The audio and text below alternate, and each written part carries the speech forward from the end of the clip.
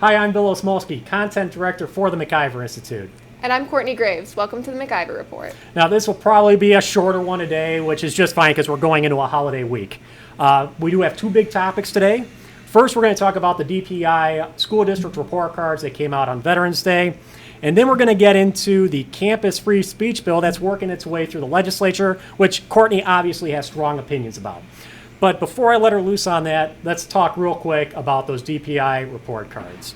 So the DPI report cards go back to 2012 when the Republicans ran everything in the state capitol. And they were trying to do something about, lower, educational standards throughout the state. So these report cards, they assess every district and every school every year. It's based on a 5-star rating system.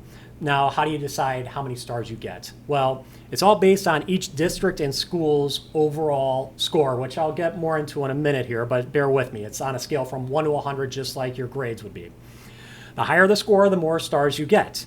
Now, the threshold for each additional star is called the cut score. The cut scores have been revised twice since 2012. That means there's 3 sets of standards. Now, they were just revised the most recently this past August. So a lot of people assume that these new standards were going to be lax. That's not what MacIver found. What we did find was the standards, in a way, have gotten tougher. The threshold to get 5 stars now is 84%. That's the highest it's ever been. The previous 2 standards were always 83%. Now, no school this year received more stars because of the new standards. However, over 200 schools and 40 school districts received fewer stars than they would have otherwise under the previous standards. So what's the problem? The real problem is with weighting, how they calculate that overall score. So that overall score is based on 4 categories: student achievement, growth, percentage of students on track to graduate, and targeted group outcomes. The targeted groups are the bottom 25% of students. How well are they doing? Now, each of those categories are assigned a weight before they're combined to create the overall score. The more economically disadvantaged students in your district, the less achievement matters and the more growth matters. So, if every student in your district is economically disadvantaged, your achievement only counts for 5% of your overall score.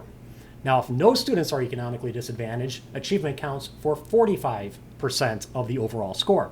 Now, that's why no school district received a 1-star rating this year. So, again, it's not about the cut scores. The cut scores were actually tougher than last year. This year, it's about the weighting standards. Now, just that was the quick overview, but you can read the whole story at MacIverInstitute.com. The name of the story is Weighting Criteria, Not Cut Scores, Masking Underachievement in Wisconsin Schools. Courtney, thank you for bearing with us on that. Now we're going to get to what Courtney really wants to talk about, campus free speech. Yeah, for sure. So I testified before the Committee on Colleges and Universities last Thursday, and it was on AB 501, which is the campus free speech bill. And for those of you who aren't familiar with what it does, it essentially does 2 separate things. So first off, it strengthens free speech rights on campus by providing stricter outlines for what actually counts as a violation. And then it also strengthens due process at the university should there be an issue with free speech. And that second part is very important because right now the universities do not have an incentive to investigate free speech issues, because if they do investigate it and find that the university itself was in violation, they have a huge incentive to just drop it, so they don't have that stain on their record. So overall, this is a really important bill. I was really excited to have the opportunity to testify. So I testified both as a conservative student, but also as a club leader of College Republicans and YAF.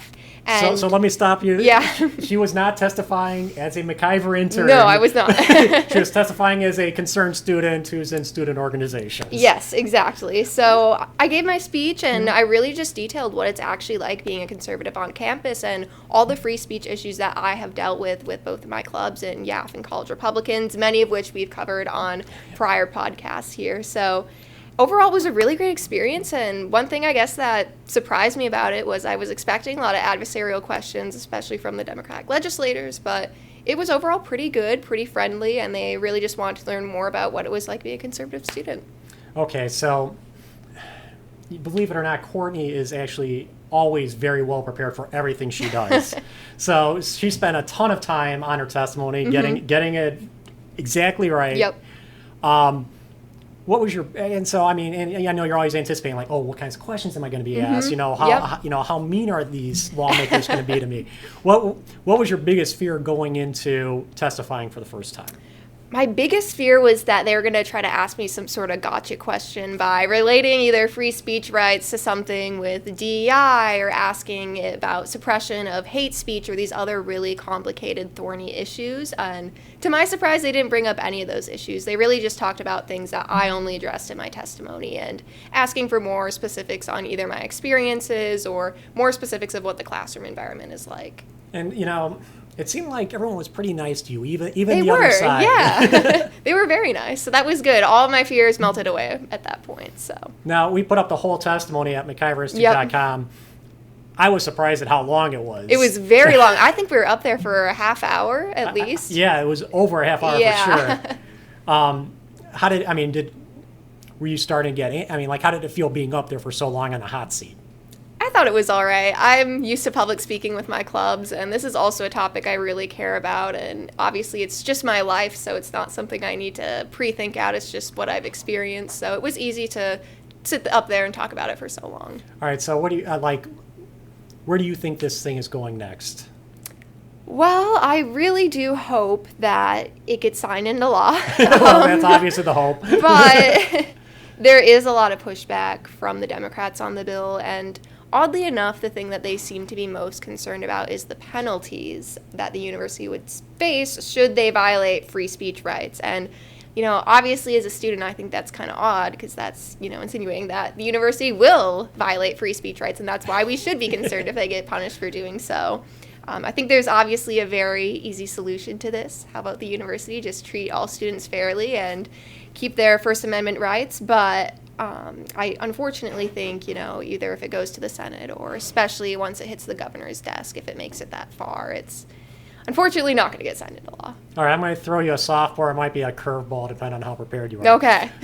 What do you feel was your strongest points for this bill from people that don't think this is a problem?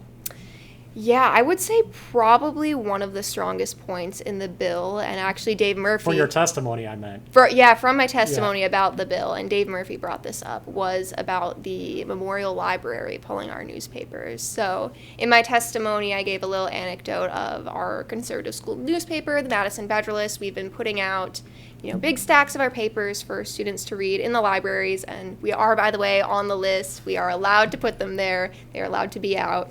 But we discovered that employees paid for by the public university were removing entire stacks of our newspapers and just throwing them all away and mocking the contents of the paper, making fun of it, saying that what was in the paper was not okay and all this other stuff. But when our editor-in-chief confronted the worker who was throwing them away about, why are you doing this? He just cited some obscure statute that had nothing to do with distributing newspapers, and so he just totally made up, a law that did not exist. So we ended up reaching out to someone higher up in the administration that deals with the library system, and they promised that they would talk to the employees and that it wouldn't happen again, but it's still been happening. So I think that issue really goes to speak about what free speech violations can look like on campus, and Representative Dave Murphy, who's the chairman of the committee, pointed that out too. Like, this is where a violation really could come into place. So for anyone out there who thinks that, the bill isn't necessary, these things don't really happen, yes, they do. Yeah, and it also kind of highlights why the due process is important. Exactly. Because yeah. You have, a bill that says, hey, you can't violate free speech. So what? What do you do about it when it does happen? Right, and, the only thing you really can do right now is go ask admin or higher up people at the university. But if they're either A, the ones who are creating the free speech violations, or B, if they just don't really care, there's no one left you can turn to. And at that point, what do you do? Yeah. So that's really what this bill aims to solve. Great. Well, the thing with these bills is you keep introducing them, even if they don't have any chance of the governor signing it. The governor's not going to sign a bill that's going to protect students' free speech rights. Yeah. The idea is, maybe next session will be a Republican governor who would sign it. Yeah. So, but that's why ideas like this sometimes get floated, even when they don't have any chance. Yep. I'll tell you, The thing from the hearing for me that was surprising was just how long it was. It was so long, Yeah. like 4 hours, I think. Yeah, and there were 4 speakers. Yeah. So it's always interesting to me because I've been covering these for a long time. Just how hearings are run differently. Like, for some of these, like in the past, like when I was trying to prep you, I was expecting like there to be like dozens of students from all over Yeah. the state, and I know like there's Dr.